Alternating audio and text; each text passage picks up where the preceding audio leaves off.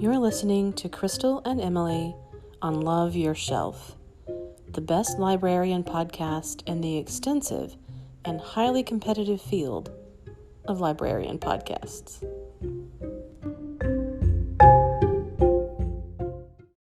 Hello. Hello. We are back with Love Your Shelf. Mm-hmm. If anybody's counting, it's episode 6.5. So season 6, episode 5. And I never keep track. I'm always just like, yes, that's what. Sure. Yes. Just And goes so along I with- love the idea of you just making up a new number every episode. Next will be season 12, Yeah. episode 34. Yep. Yeah. Staying busy. Yeah. You never know. What you got? Well, the first thing I want to talk about today is sad. Oh, no. My favorite author of all time passed away this week. No. Yes. That is so sad. I'm so sorry. I know. I was taken by surprise. It's Paul Auster is my favorite author. And I found out because there was a special about him on NPR, on Fresh Air. And so it was like clips of old interviews with him and stuff. He was called the patron saint of literary Brooklyn. Great title. Yes, and which is coincidental because this week I'm going to talk about a book called Brooklyn Crime Novel by, I think, the other big Brooklyn writer, Jonathan Lethem. And so... Brooklyn theme a little bit. And he was also called the Dean of Postmodernists. He wrote several of a whole list of my favorite books of all time. So go read a Paul Auster book this week and don't smoke. Because he died of lung cancer after smoking. I was just about to say, I'm assuming. Yes. Good to know. Yes. So don't smoke and live longer. Yep. All right. So title of our other podcast. Exactly. Our health podcast. That's right. Which we have even less background to support. Absolutely. So let's talk about Brooklyn Crime Novel. Okay. By Jonathan Lethem. And it is definitely falls in the postmodern category. It's about Brooklyn, basically, and it's like growing up there, and the starts in the 70s, but it kind of jumps through time. It's very evocative, particularly of being a boy in that era. And so these kids just kind of run the streets, and you kind of get a sense for what it's like to be a little, freewheeling kid in the 70s. With parents that just kick you out of the house and Brooklyn. say, go, don't come back until dark. Yeah, no, I mean, I did that as a kid, but I lived in like a neighborhood, a quaint little neighborhood. And it wasn't that quaint, but yeah, I can't imagine, that in Brooklyn. So I love Jonathan Lethem too. He always writes in different genres.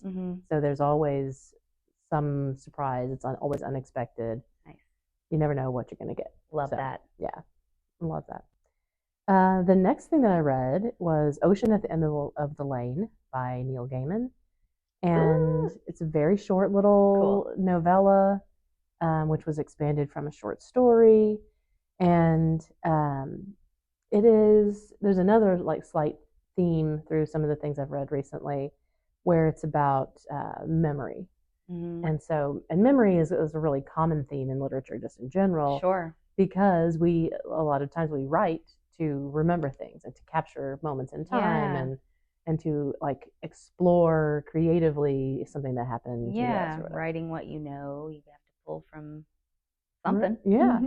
And so that's twofold in this story so Neil Gaiman says that the main character is a child, or it's a grown man who looks back later on his childhood. So most of the story, he's a child, and he's modeled it on himself, and so it's like thinking about remembering his childhood, but the character, the story is kind of bookended by this grown man going back to this place where he lived as a child, and he goes back to this place and he remembers it being called this little girl called this little pond, the ocean. To her, it was the ocean. Cute. And so he goes back down this lane in the British countryside is where this takes place, and sees this pond, and then all these memories come back of this like magical time, and literally magical time. It's not. I'm not just saying he had a great childhood. There's magic involved. I love it. And so he remembers, and so he tells this story of this extremely fantastical childhood experience that he had. And I have to read this. You would love it. Yeah, it's very good. And it's super fast. I think I actually listened to it, and he reads it, and he has a great reading voice. Yes. And I read it like 2 times speed, or listened to it at 2 times speed, so it took like 2 hours. Love it. Very fast. I love it. Yeah, but I highly recommend it. Cool. Then I also listened to Nightwatching by Tracy Sierra, and it reminds me of this short story by Miranda July that I've talked about before. And I can't remember the title of it, but it's this narration, first person narration of this woman who hears a sound downstairs, and it's a very short little story, but so evocative because I think we've all been here. She hears a noise downstairs, so she starts to go investigate, but it's pitch black, and so she's walking to the stairs, and she imagines, or she thinks that she's hearing this intruder coming up the stairs. Like she's like, oh, I hear this step, and then this creak on this step, and he must be right in front of my face, and just like this, all the things that go through your mind when your brain is turned all the way up. Yes. And so it reminds me of that story, because this is about this mother who wakes up in the middle of the night, and there's an intruder in her house, and she's there alone with her 2 kids, and so she's got to get to them. They're young, so of course, they're like panicking and crying, and she's just trying to keep them hidden and quiet. Be with cool, this intruder. guys. Exactly. I'm sorry, I'm making light of the situation because that's horrifying. It is.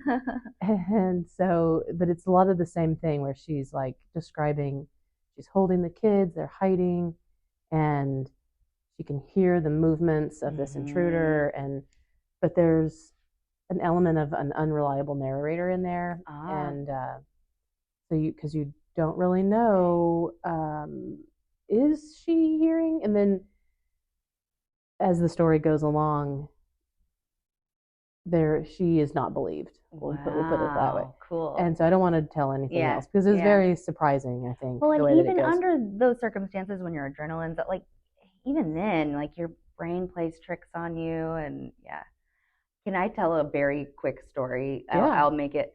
This happened to a friend of mine, Katie Mungia. Shout out. This is she told me this story, and I was like, I need to tell everyone I know this story. It was so funny. She was on a camping trip with another friend of ours from high school, and they're in their early 20s. And, it's just the 2 of them, overnight in a sleeping bag in the woods. And so on alert, and the other girl's already asleep, and she starts to hear sounds outside the tent, like there is definitely a person, like leaves crunching kind of footstep sound, and they're right there. And she's freaking out. She I think even grabbed like a pocket knife that she had, like was like ready to fight, and eventually she realized that the sound was her eyelashes against her sleeping bag. Isn't that just great? That is also very evocative, because how do you have your sleeping bag so close to your face? I mean, and I feel like, I'm imagining it kind of like maybe up around her on either side kind of thing, or like, I just thought that was great. Because, that's happened to me before. Like, I'm home alone, and I'm just like super on alert, and everything sounds like something. I thought that was such a great, that is hilarious, twist ending. I have a story of hearing footsteps in the woods too, but it turned out, well, I'll tell you. So I grew up on a farm. Yes. And so behind our house was woods and then a lake. And so there was nobody back there. Like Right. we lived on a private road. Nobody's coming down there unless You they're would coming to see know us. if somebody, yeah. And so I'm sitting in the dining room doing homework or something, and there's a window, and we've got the window open because it's like a summer night, Yeah. and it's, and so I hear footsteps, and at first I think, well, maybe because it's lots of critters, like maybe it's a deer. Like, how old were you? I was in high school. Okay. And so I was maybe 14, 15. And so I'm hearing this, and as I'm listening to it, and I kind of like stop what I'm doing and pay attention. I'm not a skittish kid, Yeah. but it sounds very clearly like somebody walking toward the house. And so it sounds like it's getting closer and closer, and it does sound like a person and not an animal. So I'm like, hey, Dad. And then the footsteps start running toward the house. No. Yes, toward the window, right where I am. So I leaped up, and my dad comes out. He's like, what's going on? So I tell him. So he goes investigating, and he hears them as well. Yeah. And so he starts chasing them through the woods and loses them. Like, he can't hear them anymore. So he saw someone. Was it just not like close? It wasn't close, but he could hear. Once he went out there, they started crashing through the underbrush, And so we never did catch him, but he thought that they had come over on a little boat and were just like, I was about to say, that's no.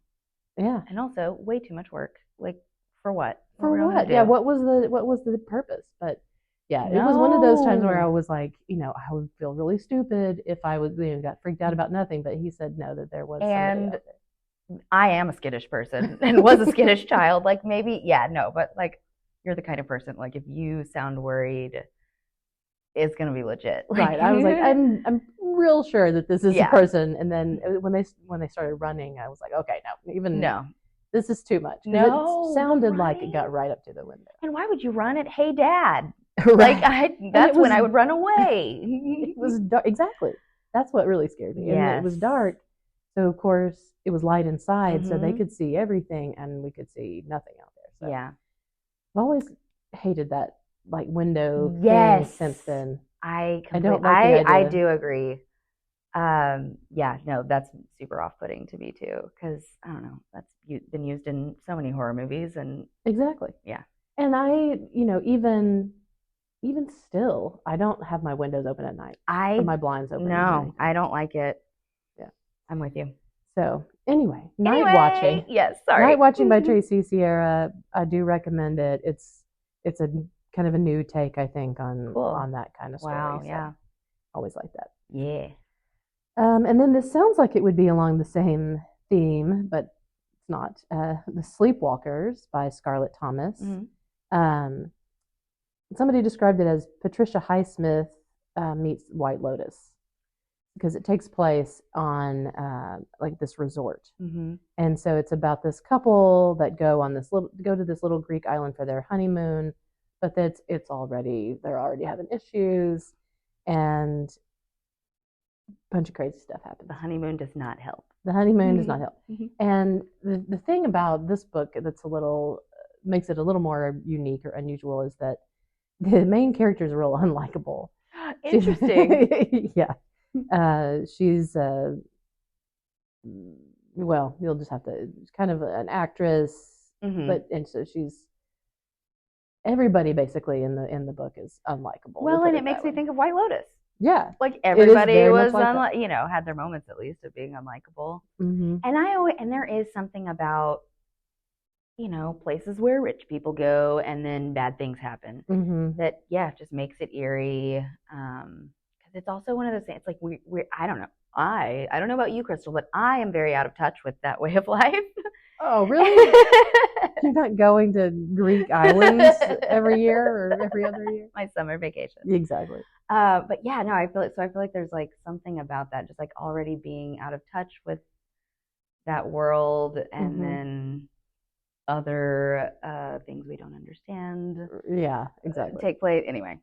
Yeah, it's a lot of that, and there's a lot, and then there's first person from this character too, which kind of makes it usually makes that kind of thing a little more immediate, but in this case, it again, there's this unreliable narrator. You're thinking, you always have to think that when you've got a first person narrator, but still, like what do they know? Or yeah, it's odd. I'll put it that way. Cool. And all the characters are very vivid and like intricate characters, but you don't like them. Noted. Not at all. Let's see. The next book that I read was The Leftover Woman by Jean Kwok. And it is about this woman who has come from a rural Chinese village to New York City, but she has come because she was like a child bride and she's escaping from an abusive husband. But also, the reason that she decided to escape from her husband is because she finds out that she had had a baby that he told her had died, but instead he gave it up for adoption because it was a girl. Oh, yes. Well, and so then the baby has been given away. I guess she's good for nothing. Yeah. And so the woman goes to, her name's Jasmine, comes to try to find her. Oh my gosh, that's so sweet. And then all kinds of drama ensues, of course. And there's a mystery in there. Cool, so I thought it was good. It was kind of, again, there were some unusual takes that you don't always see, which you always like, and especially in a genre, a mystery novel. It's nice to see something that's a little unusual. Tell me something I don't know. Yeah. Exactly. And then, let's see, is this the last book? No, 2 more. So the next book that I read was called The Premonition by Banana Yoshimoto. That's fabulous. Yes. And this author, I've never heard of her. She, actually, this book was originally published in 1988 and then came out as a translation. Oh, cool. Recently. And I don't know that I want to recommend it because the premise of it, I think some people might find it a slightly distasteful. We'll put it that way. Yeah. But it's about this. It's about memory. It's about this woman who, as a child, had something happen, and she's starting to remember things as she's grown up, and remembering something that happened that then informs her current situation. Is something prompting her to start remembering these things, or kind of? She moves in with her aunt, and her aunt is like quirky and mysterious, and and things start to come back to her. Okay. So it's good. It is just kind of cringy. There's a cringe factor. So you might. Apparently, she has other very well regarded books that I have not read. Okay. So maybe try one of those. That could be noted. if you're concerned about an odd scenario. We'll put it that way. Yes. And then the last book that I'll mention is a nonfiction book called This Exquisite Loneliness: What Loners, Outcasts, and the Misunderstood Can Teach Us About Creativity by Richard Deming. Love that. Yes. And so it is basically an investigation or analysis of 6 different people. One of them is Zora Neale Hurston. And then these people that wrote extensively and talked about loneliness or solitude, but specifically how it informs the creative process. Cool. And so you don't get those points of view very often. No, and it's kind of academic, a little bit. But I wouldn't say that it's dry or boring. But it's got this exploration of these really interesting people, and some people like Zora Neale Hurston you've probably heard of, and the others maybe not. So I would recommend it. Cool. And if you're interested in that kind of thing, like philosophy and like writing about writing and writing about creativity. Cool. So Well, let's move on to shows. You been watching anything? Yeah. Not a whole lot, but let's see. Speaking of Patricia Highsmith and vacationing on the islands, I watched Ripley, the new series on Netflix that's based on the talented Mr. Ripley. Cool. And the Ripley character is what's the priest from from Fleabag. You know I love him. Oh my gosh. I just saw a video with him the other day. I need to show you. What is his name? Why do we do this? I keep wanting to say Sam Rockwell, but it's not. I know it's not. He has kind of a Sam Rockwell vibe, though. I feel like they both have the same kind of charisma. Mm-hmm. I love him, though. Yes. And it is a very good show. Dakota Fanning plays Marge. And then a guy I'd never seen before plays Dickie Greenleaf. But Andrew is his name. Oh, my gosh. And now I can't even... But he plays Tom Ripley. Cool. And he has like a unusual take on it, I think. Cool. And it's very dark, obviously, if you're familiar with the story. But yeah, enjoyable. It's 8 episodes. It's a limited series. Yeah. It was fun. Okay, I'll have to watch that. Yeah, highly recommend. And then another not a limited series, but another series that just started in the first season was Fallout. Yeah. And that's on Amazon Prime. And I don't think, did I talk about this last time? Wait, this is the one based on the video game. Yes. You did? Okay, so refer back to I was like, am I crazy or okay? But I don't know if I had finished it then. But anyway, it was. You did finish it? Yes. Cool. I finished it. It is dark. Yes. We have a theme again. Yes. But it's quirky and funny. And I would say Ripley has some funny moments, but it's not not really what you would highlight. Right. Yeah. But Fallout is meant to be a comedy. So yeah. Let's see. Hopefully I haven't talked about all of these things then. The 3-Body Problem, also on Netflix. It's based on a book series, and they just started a series. I don't think so. Okay. This does not sound familiar. It is a Chinese author, and then I've talked about the books series before, but I knew that title sounded familiar, but yeah, I don't remember. And it's very ambitious. The story is big. There's a lot of locations, and the locations change very drastically. I don't want to give it away. You said series or movie? Series. Okay. Interesting. Okay. Yeah. Basically, it starts in the Chinese Revolution, and this young woman whose father is a physics professor ends up being killed, murdered, because of his scientific beliefs. And then, so that kind of informs her life, and she gets in trouble because of her father and all of this stuff. And ultimately ends up at this location, or this like the military site where they have this giant satellite, and they don't know, the people around don't know like what's going on at this military installation and what's the satellite for. And she wants to know, so she goes and she ends up working there, and she finds out what it's about. And it's a doozy. Like I said, it's a doozy. It's a big story, and then there's lots of characters that flash forward to the future after, I want to say like 20 or 30 years, something, maybe 30 years, and what they have discovered from this search that they've been doing.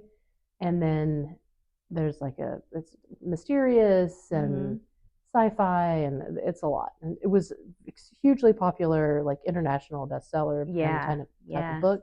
And so people were really waiting for this. I want to watch this too. In fact, I knew that they were coming out with it, and I don't know, months ago, I saw it, and I was like, oh, so I start to watch it, and it was the Chinese version. Oh no! And I was like, this doesn't seem like what I was expecting. So I didn't complete watch. I just watched part of that. Yeah. Because I knew that the English language. I was see. coming out, Yeah. Not that there's anything wrong with the translation, but no, absolutely. Yeah. So the 3-Body Problem, Netflix. Cool. Yeah, I'll have to watch that too. Then on Hulu, I started watching Under the Bridge, which is based on a book by Rebecca Godfrey, I think is the name. And Lily Gladstone and Riley Keough are in it. Riley Keough, I can't. Elvis's granddaughter. If I saw she her, was in the Daisy and the Six. That she hasn't been in a whole lot of things. But interesting.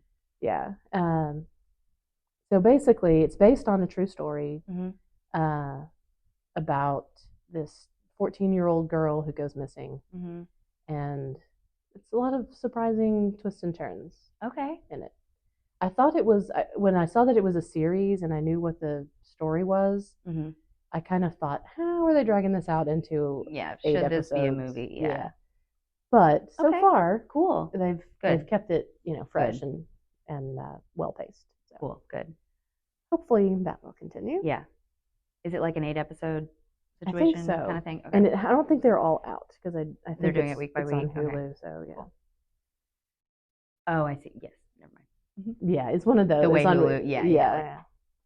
And then, so I also was wanting a little while back. I was wanting, just to have something on while I was doing other things. And so I started watching Northern Exposure, which is on several things, but I think it's on Amazon Prime. But it is a series from the 90s. And I had a friend who was super into it at the time. I never really watched a lot of it, but I had seen, it's like in the 90s, you saw episodes of TV just because, like there weren't that many things to choose from. Yeah, and that's what was so on. So you just saw a lot of different And if things. you haven't been keeping up or whatever, then good luck good luck as you watch, Right, yeah, because there was no way to watch the previous episodes. So yeah, so I had seen a few, but it's basically about a New York doctor or medical student who in the first episode he is flying out to Alaska because being a doctor, getting a medical degree is expensive. Yes. And so he has basically made an agreement with Alaska to be a doctor there for a certain number of years. Yes. In exchange for them paying for his tuition. Yes. So he's finished with school, he's going out and he's thinking, that he's going to go to Anchorage and, serve out this. But yeah, so he gets there and they're like, oh, you're not working here. We're going to, take you out to the bush or whatever. That's where we need that a doctor. Lone igloo over there. Right. I know, but yeah, but there aren't any igloos. No, but I'm just picturing, real sparse. Yes. Yeah. So it's like a sort of isolated community that he ends up. And so it's fish out of water, quirky characters. What was that movie? Doc Hollywood or with Michael J. Yes. Fox? I feel like that's making me think of that premise. Different, but yeah. The show might have come out after that movie. Like, they were like, I've got an idea, but let's expand on it. Yeah. So it's very cute. Cool. Yeah. It's kind of trippy to watch 90s stuff because there's so many things that and also we don't. I'm like, why does it look like it was made 100 years ago? Like, yes. I was alive when this came out, and it looks like things look old. Even things from, I was watching something that was like, I don't know, maybe 10 years ago. It was a news report. And it looked so vastly.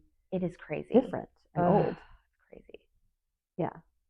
It's strange the time that we live in. It really is.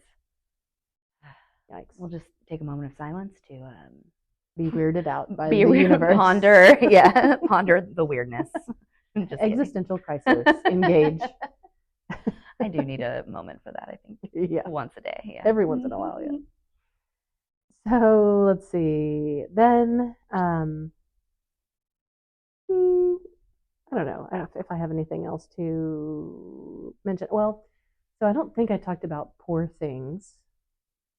With oh no, with yeah, Emma we haven't Stone. talked about that yet. I want to watch it. Yes. So it's based on a book by Auster Gray. Yeah. It's got a Frankenstein vibe, Mhm. but the Frankenstein's monster in this case, or the monster, is a woman. Mm-hmm. But it turns out that she's the least monstrous of all the characters, obviously, Right. which is kind of, similar kind of Edward story. Scissorhandsy, obviously Frankenstein-y, yes. The thing about it, though, that I found it to be very dark, but not in an entertaining way, just dark, because of the things that she gets up to, and the way that she's treated by all of the other characters. It's kind of like this fantastical flights of fancy, like crazy things that go on. Lots of weird stuff happens in the film, and the characters are all like very overblown, and the man, quote unquote, who creates her has been experimented on himself, and so he's like. But ultimately, the story, I found it very sad and very depressing, because the way that she's used and abused by every person that she comes across. Is it because she's this naive, not fully human thing? She's naive, yeah. She doesn't know anything. She's like a kid, like a child, but she's treated like not like a child, right, by everybody that that would be one thing. Okay. So I could see that it's meant to have this like fantasy flavor, and there's amusing things, I guess. Sure. But the overarching feeling of it was bad. Yeah, I could see that. So I do want to watch it. I want to see my girl Emma. Was she good? Do you feel like she's very good in it? Her win? Yes, she's very good in it. Mark Ruffalo is great. His character is despicable, but all the characters are kind of despicable. Yeah. Even the ones that you think are good, are also not good. I mean, yeah. And so, I don't know. Yeah. Okay. Cool. I'll still watch it, but yeah. Yeah, I think it's visually interesting to watch. There's good things about it, but that's my take on it. Interesting. And so this summer is coming up. We've got summer reading is about to happen. It is currently May the 3rd. And so we've got a month before our summer reading program starts. And one of the events that we're having this summer is a detective dress-up social hour, which we're really excited about. Yes. Because everybody can come dressed up as their favorite detective. And then we'll have like detective games and puzzles and clues and stuff. And probably some themed snacks and stuff. Yeah, exactly. Yeah. And so I thought we could talk about different detectives. Love that. Like. And I didn't give you any time to prepare for this. Yeah, I'm like immediately. But it's cool. But I think we can do it over the next few episodes, talk about different detectives. Yeah. There's so many great ones. Yes. And plus we can give people ideas for the ones. Yes. So obviously Sherlock Holmes comes to mind as the first one. And that character has been embodied by so many different actors, and has really penetrated the zeitgeist. And so that's probably the first detective that people think of when they think about a fictional detective. Kind of the classic detective. So I wanted to know what your take was on the series with our favorite Andrew. I know, when he plays Moriarty. And then what you thought about that series. So that was from several years ago. Yeah, I really liked that series. And then was Rachel McAdams, wasn't she? No, that's in the movie. In the movie. So there's also now I'm so getting many, things. Yes. But no, I did really like that series, because it was, I think, it putting the modern spin on on this, because each of the stories were truly From based the on stories, books. Yeah, and I really liked that. It was one that I felt really strongly that I should like it. Yeah, and I kept I watched them all. Yeah. And would oh yeah, I'm looking forward to watching this, and then I would watch the episode and I just kept not liking them.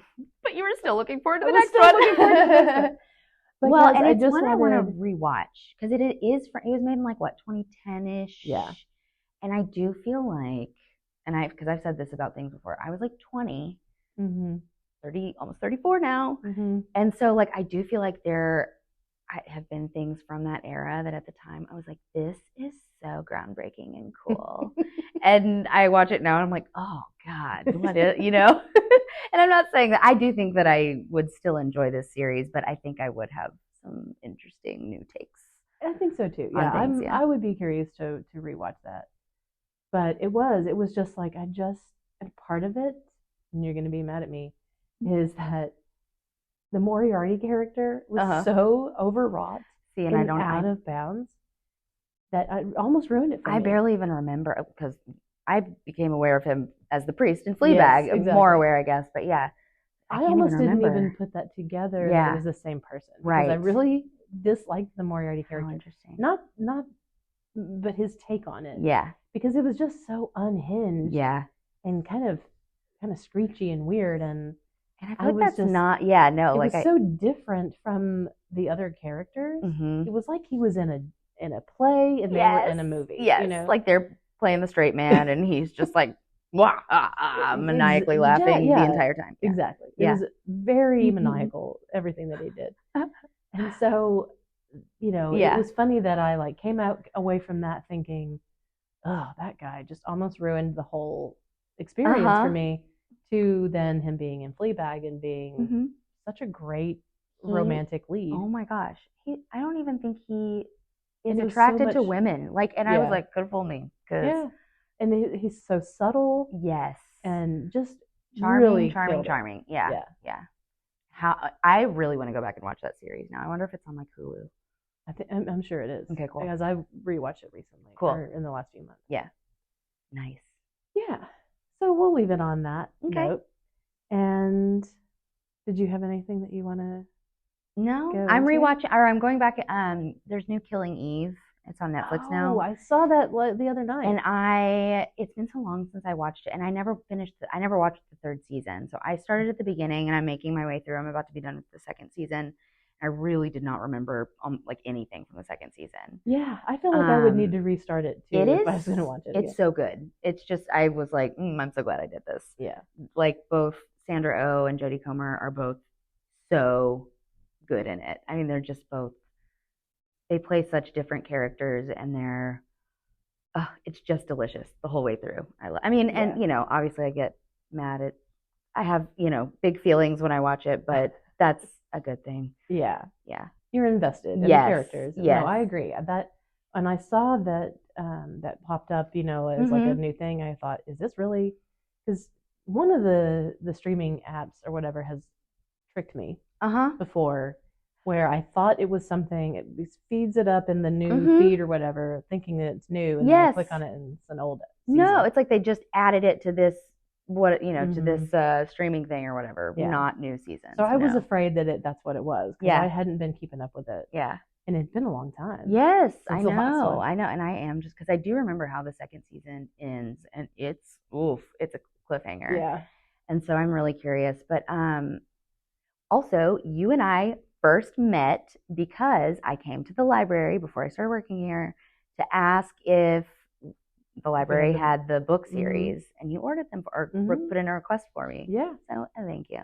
Yeah, you're welcome. Yeah. No, I was like, oh yeah, I need to get a hold of this. Yeah, no, and it's very different from the series, but yeah. And Jodie Comer, that's her name, right?